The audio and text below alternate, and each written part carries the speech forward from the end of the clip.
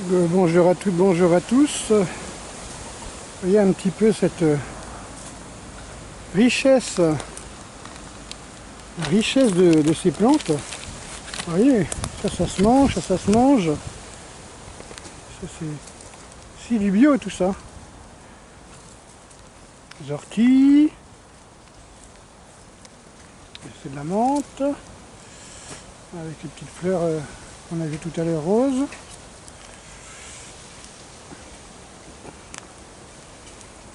Voilà, ça c'est l'organisme humain, tout ça, ça se mange. L'organisme humain, il est fait pour manger des choses qui poussent dans la nature. Voilà, un bon pissenlit. Disons qu'il y a 1 million d'années, ou même 1000 ans, je veux dire, si on avait compté sur les frigos, les congélateurs, les bonnes orties, et du cuit, constamment bouffer du cuit tous les jours, je pense pas qu'on aurait survécu. Aucun animal ne fait cuire. Alors moi, on me dit, mais le printemps est en avance, oui. On me dit, bah oui, mais l'homme est assez intelligent pour cuire. Oui, il est assez intelligent pour prendre des trucs qui ne sont pas digestes pour lui naturellement et de les faire cuire. Comme ça, il avale les poisons qui sont à peu près un petit peu neutralisés. Regardez ça. Oui, je n'invente rien. Ah, c'est pas au bord de la route, ça c'est vraiment juste en face des jardins bio. Voilà. Donc j'ai regardé un petit peu les réactions qu'avaient les foulards rouges là, et les hommes politiques, et surtout une certaine journaliste qui disait que c'était vraiment du grand n'importe quoi. C'était une sorte d'un truc de grand guignol, enfin, une sorte de cirque, le mouvement des Gilets jaunes. Et ça me fait penser un petit peu ce que je ressens, moi. Vous savez, le non-dit, la reformulation de ce que l'on ressent quand la personne cache un peu ses mots. Moi, ce que j'ai ressenti, c'était ces gueux qui ne veulent pas rester à leur place. Vous voyez ? Regardez cette menthe, comme elle est belle. Puis il y en a. Voilà, déjà qui se fait butiner.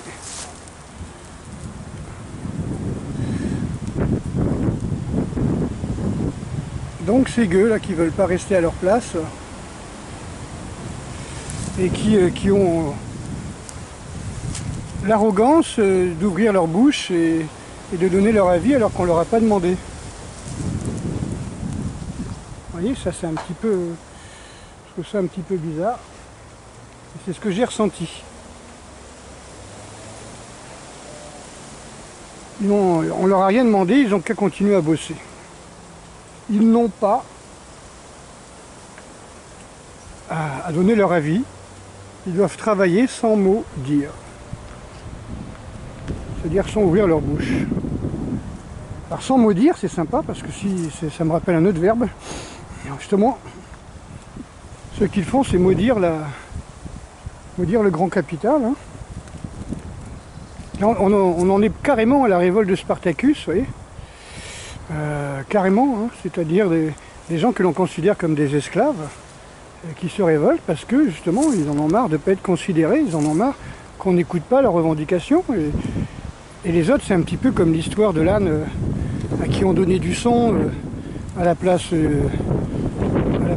blé, par exemple, et qui on lui donnait du son un jour sur 4, un jour sur 3, un jour sur 2, puis après on lui donne du son une fois par semaine. Plutôt, oui. Et puis on comprend pas pourquoi il meurt, quoi. Et bien la personne elle meurt parce qu'elle n'a plus rien à bouffer. Voilà. Alors vous voyez bien sûr beaucoup de l'ONU qui est intervenu en demandant de régler ses comptes avec les Gilets jaunes. Déjà pour les blessures, hein, ça fait un petit moment déjà que l'Europe avait été intervenue. Voilà. C'est un petit peu...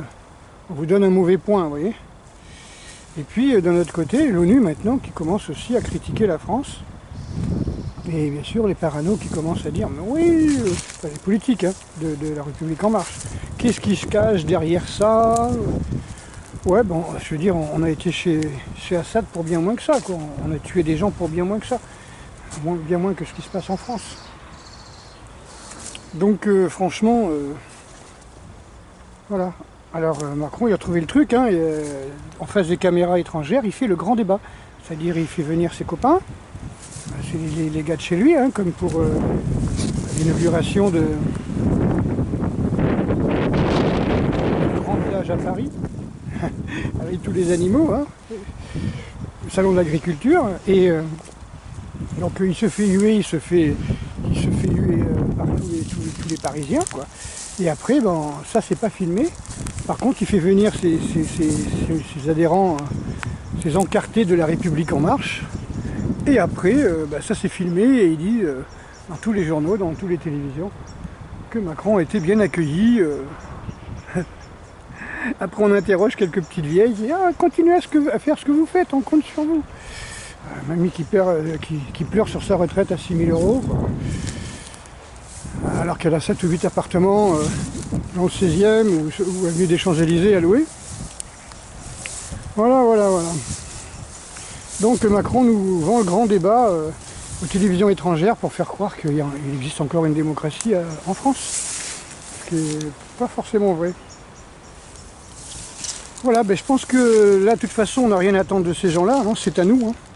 Je pense que c'est à chacun de nous de bâtir l'avenir, hein, sans ceux qui se sont placés comme nos maîtres, comme nos dirigeants, comme ceux qui ont décidé qu'on ne pouvait rien faire sans eux, quoi, sans leur consentement. C'est ça qu'on appelle des maîtres. Hein.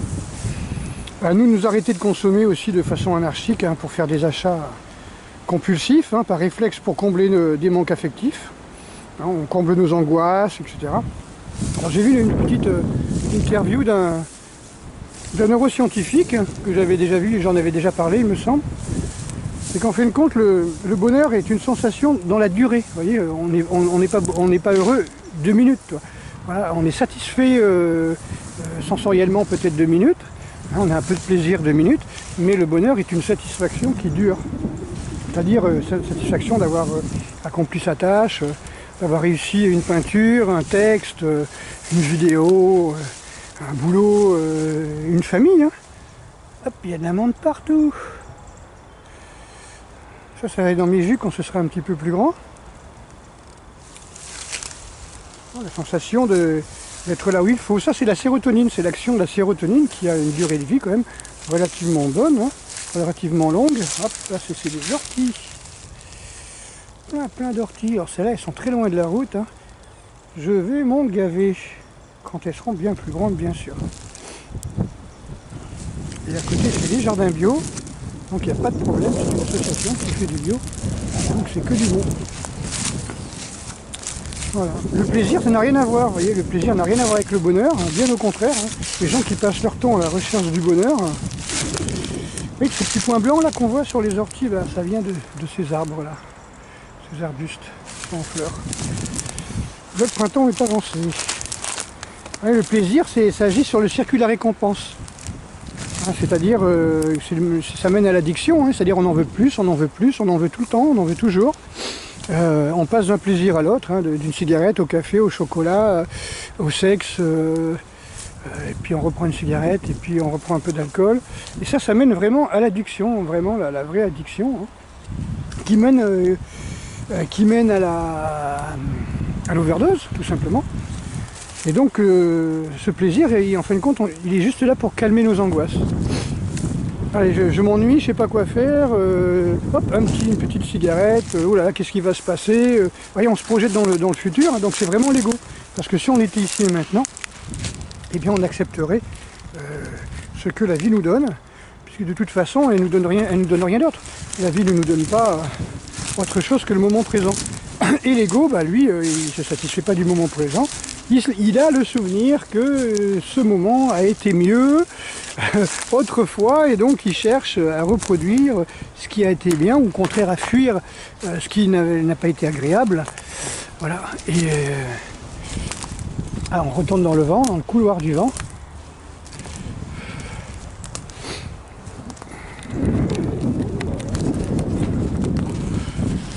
Voilà, bah c'était moi. Alors, il y a une sacrée tempête, une petite pluie, et là, là, je suis très content d'être dans les bois. Voilà. Et après en gros 3-4 heures d'entraînement, là, avec une bonne petite marche, ça, c'est que du bonheur.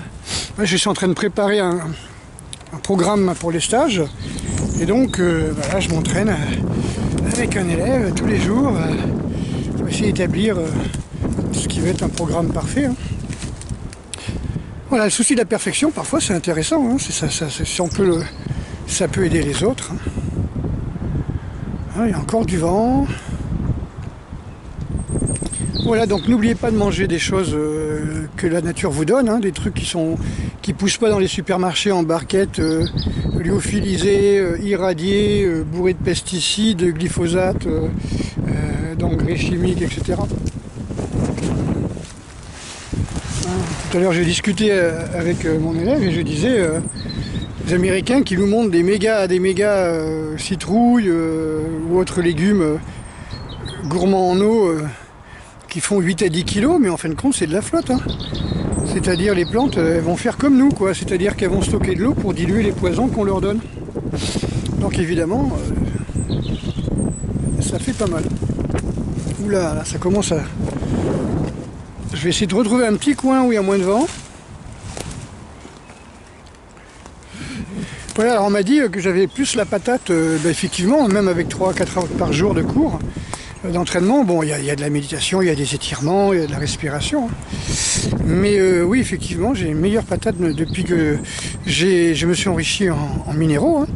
Bah, tout simplement, c'est que la bouffe du supermarché, déjà j'en prends pas. Et la bouffe bio, c'est bien, mais effectivement, il faut en prendre un sacré paquet si on veut avoir son totem son quota, si vous préférez, de micronutriments, donc de calcium et de magnésium surtout, hein, enfin tout ce que l'on trouve dans l'eau de mer. Hein. Donc en fin de compte, je bois de l'eau de mer, enfin, le plasma eau de vie là, dont je vous ai parlé il y a 2-3 vidéos, et ça me permet de me surcharger en minéraux et de pouvoir m'entraîner un peu plus que le minimum. Voilà, au lieu de faire 1 heure, 2 heures par jour, j'ai doublé l'entraînement. Alors je fais très attention, hein. Je fais attention aux signes du corps, hein. C'est-à-dire si je vois que je suis trop fatigué, voilà, ou que j'ai besoin de plus de sommeil, je fais très attention. Hein. De ne pas me surcharger à 62 ans en entraînement, mais bon, là ça marche. Alors pourquoi est-ce qu'on peut sécher et perdre du poids en graisse? Tout simplement, quand vous vous surchargez en minéraux, le corps il a son totem de micronutriments.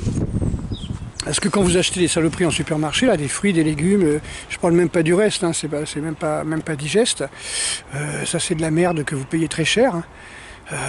Quand ça fait pas des oblitérations intestinales, parce que tout ce qui est à base de farine, ça fait de la colle. Hein. Enfin bref, moi je m'en servais comme colle à tapisserie, la farine, quand je faisais des marottes, les marionnettes pour les enfants en colonie de vacances. Et donc, voilà, si vous n'avez pas votre totem en micronutriments, vous allez manger plus de macronutriments, plus d'aliments. Oui, vous allez avoir trop de protéines, lipides, glucides. Vous allez être en excès de ces lipides, glucides, protéines. Et alors tout ça, ça stocke de la flotte. Hein. Vous allez stocker de la flotte dans le gras, stocker de la flotte dans les muscles, vous allez stocker de la flotte, faire des œdèmes aussi, pour diluer les toxines. Hein. Donc ça, c'est pas terrible.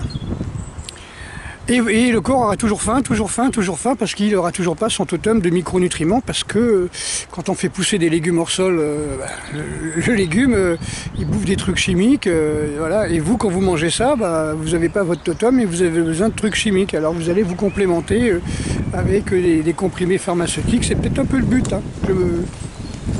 Je soupçonne.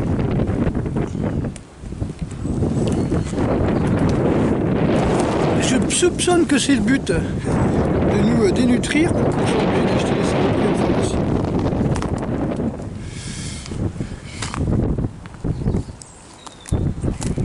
Donc réfléchissez bien à ça. Si vous prenez des légumes, par exemple du jus de légumes, vous allez augmenter votre charge en potassium par exemple et en minéraux.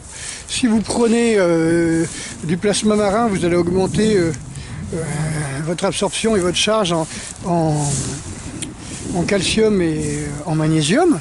Il n'y a pas que ça, on est d'accord. Hein. Et voilà quoi, donc vous aurez moins faim parce que vous aurez ce qu'il vous faut. C'est un petit peu comme l'histoire des graines germées, hein, je l'ai déjà expliqué. Hein. Si vous prenez un demi-bol de graines germées, par exemple avec du soja, un soja vert, vous faites germer, mettez un peu d'huile d'olive et un peu de jus de citron, déjà si vous arrivez à finir le bol, parce que quelque part, votre corps il va plus sécréter l'enzyme qui vous donne faim, il va dire stop, c'est bon, j'en ai plus besoin. Alors que si vous bouffez des chips et du coca, là, comme ça ne pousse pas sur les arbres ni dans la nature, le corps, il n'a pas été programmé pour faire ça, pour manger ces saloperies. Donc il n'a pas d'enzyme vraiment pour digérer ça, et il ne comprend pas. Bon.